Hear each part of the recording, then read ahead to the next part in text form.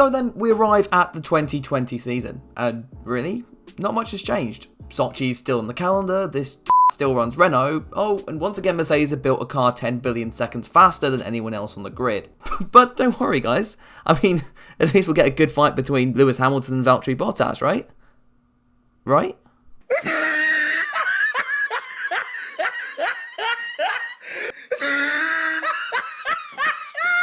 Hey there guys, and welcome to FP1. Today I just want to sit down and talk about F1 2020's biggest disappointment. No, not Ferrari, Valtteri Bottas.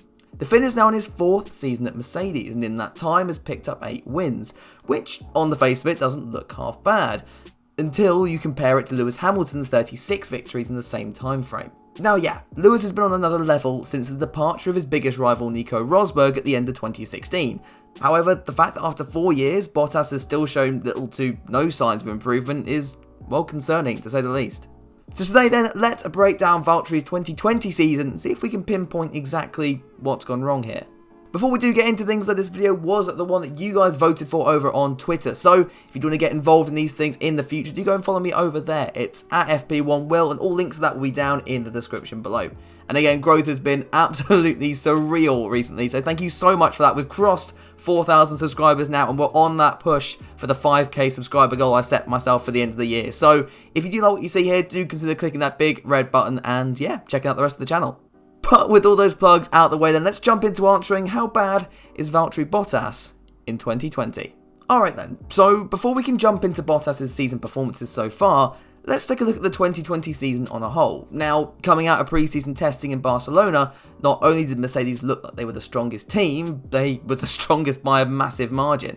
There were also hints of pace from Red Bull, however by the time we got to Austria, it was clear that the Silver Arrows were by far the team to beat. Mercedes also managed to make the most of their time over lockdown, with the upgrades brought to both cars pre-Austria finding the most pace in comparison to their rivals Red Bull and Ferrari. Hang on, sorry, force a habit, Ferrari were f***ing nowhere. But either way, this turned what was tipped by Sky as the most competitive season ever to a 2014-esque situation, where Mercedes were on another planet in comparison to the rest of the grid. This then provided Mr. Porridge Man here with the best chance of taking the fight to Lewis Hamilton. Lewis as well was struggling a lot in the extended off-season, with the death of his dog and the Black Lives Matter protests weighing heavily on him as the season attempted to restart in Austria.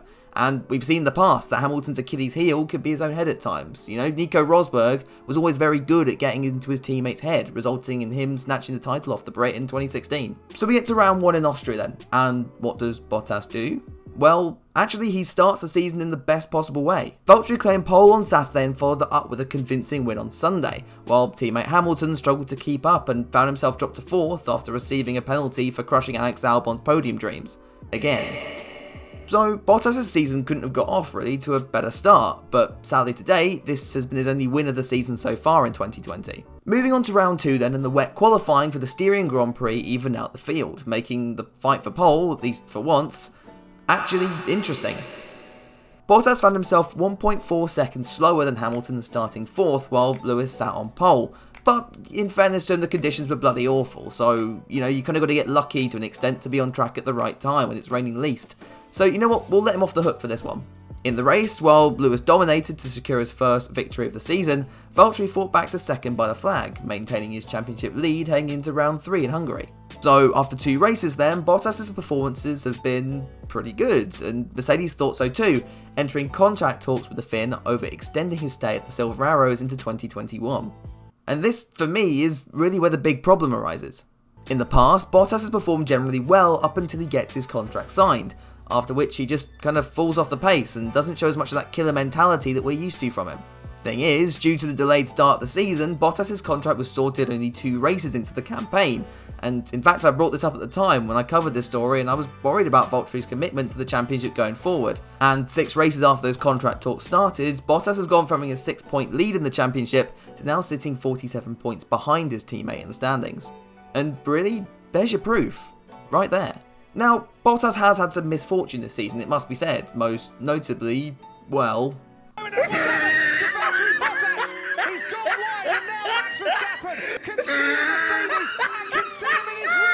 But in the last 2 race weekends at Spa and Monza, things have been particularly bad.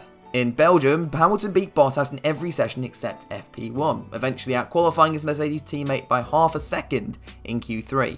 But was Bottas fazed by this at all? So I don't really know what the gap to Lewis, but I'm not too bothered. What the fuck? Right, so look, I'm not an F1 driver and I don't claim to be, but if you're not bothered by a 5/10 gap to your closest rival in the final part of qualifying, do you really deserve to stay in the top team seat? Like, how exactly do you expect to challenge one of the greatest drivers of all time when you've got that kind of mentality? It's frankly just pathetic. Alright, so with my little rant over, let's look at the race then, and perhaps unsurprisingly, Valtteri's performances here were subpar as well. Whilst Lewis went on to lead every lap and almost claim another Grand Slam, Bottas never really looked in the position to challenge the Brit, despite being in the tow at the start and after the safety car period. Valtteri finished the race 8 seconds behind Hamilton, which, although isn't awful in itself, he never really showed signs of trying to take the fight to his teammate. And now we've got to get to Italy, and oh, here we go. Bottas' qualifying, in fairness, was an improvement on the weekend before, lapping within a tenth of Hamilton by the end of Q3, but it's the race that's the real problem here. Valtteri got a poor start, immediately being jumped by the McLaren of Carlos Sainz in the run down to turn 1, before losing out again to Sainz's teammate Lando Norris into the second chicane. And at the Lesmos, Bottas then ran wide, falling behind Sergio Perez and Daniel Ricciardo. And we're not even at the end of the first lap here. Now, we've seen this before, and usually Mercedes can still bounce back and cut their way through the field. And in fact, we saw a prime example of this at the end of the race, when Lewis fought from the back to get to 7th by the end. But Bottas? Well, that just didn't really happen, did it? Valtteri spent the majority of the race stuck behind the Renault of Daniel Ricciardo, complaining over the radio that he couldn't really race with the engine mode he was in. But, as I said, at the same time, we had Hamilton fighting his way up to 7th, so what's actually going on here? What probably hurts the most from a fan's perspective is that last weekend was a rare case where Lewis finished out of position, just like at the start of the season in Austria. Now, there, Bottas was able to take full advantage and open up a healthy lead in the championship. But here in Monza, we just didn't really see that same drive from the Finn. But hey, I mean, it could have been worse. You could have been Alex Albon. Bruh. But no, in all seriousness, this was possibly Bottas' best chance of the season to claw back some points and really reassert himself in that championship fight. Instead, Bottas must have missed his morning porridge, as he just didn't really look like someone worthy of driving the fastest car on the grid on Sunday. And when you've got George Russell driving like a man possessed in the Williams car, I'm just surprised Mercedes haven't taken the option to promote him yet. So then, what's Valtteri actually got to do to take the fight back to Hamilton in the second half of 2020? Well, for starters, he needs to find that upturn of form that we saw from him at the beginning of the season. Now, we know that Hamilton's weaknesses start to appear when you get in his head, and really, what better way to do that than to go on a strong streak of solid performances? And it's not like we haven't seen this from Mr. Porridge before. In fact, in 2011, Bottas was racing in the GP3 series with then frontrunners ART. Now, despite being with one of the strongest teams on the grid, Valtteri still really struggled to find his feet in the first half of the season, only scoring points on 3 occasions. However, in the second half of the campaign, Valtteri was on the rostrum in 6 of the last 8 races of the season, picking up 4 wins, which would eventually guide him on to championship glory, and a test driver role at the Williams Formula 1 team for the 2012 season, which of course, as we know, became a race seat the year after. What I'm trying to say here is Bottas can really come alive in the second half of the season. We're just yet to see that since he was promoted to Mercedes in 2017.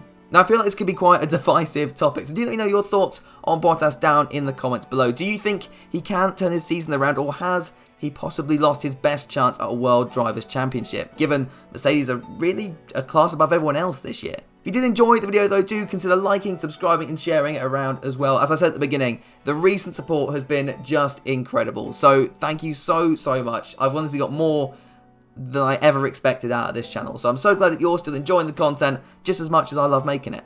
If you've got any other video suggestions, do put them down in the comments below. But that's all from me today. I'll catch you tomorrow with my instant reactions after Mugello, but until then, I'll catch you all later.